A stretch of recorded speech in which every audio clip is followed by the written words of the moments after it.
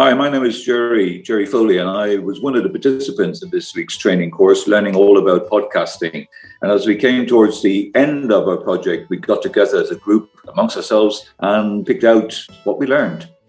Well, for me, it was a challenge because I hadn't had much experience in the editing. So I certainly have learned a great deal. But what I've enjoyed most is the actual discussions between us, where one person comes up with an idea and then someone else jumps in and sort of develops that idea. I think that's what I like the most.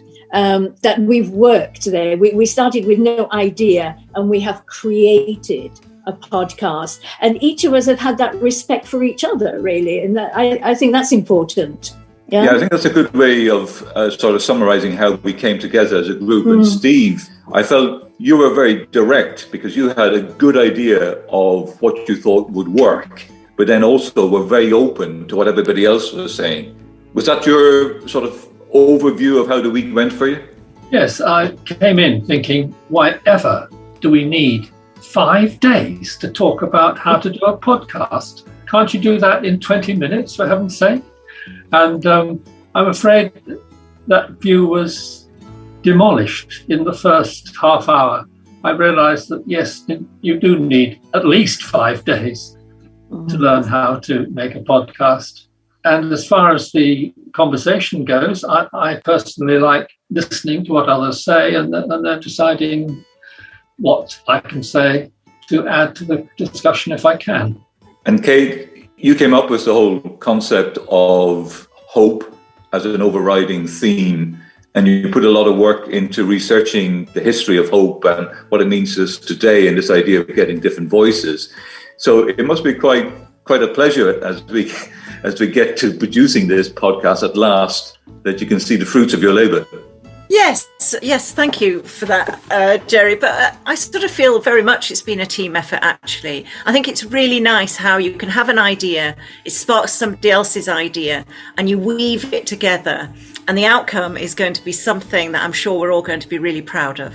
And I suppose just to draw it to a close, Helena, as you said in your opening, we feel that we've learned a lot.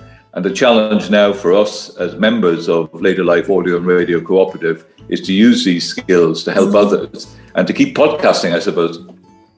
Yeah, I think that's the main reason that I joined, because I have very little experience in broadcasting. I've just been with Older Voices for a couple of years, and I've learnt a great deal from Arlind and Daniel, of course.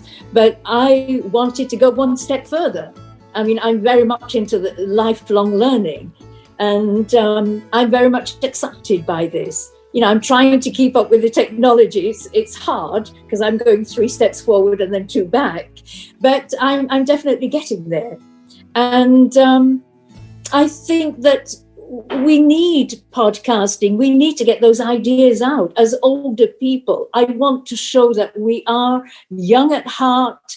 We're still alert. And we've got a lot to say. And that's what I want to put out to everyone. I don't want it just to be for older people. I want, younger people like Angelica and like Autumn and Alex, to appreciate that we have something important to say and that they want to listen to us. Well, I think you've proved that point very effectively. You can't see us, but we're all waving to Helena, to Steve, to Kate, and to everybody else, Arlind and Daniel and everybody else, our trainers who've been so supportive of us throughout the week, helping us to make a proper podcast.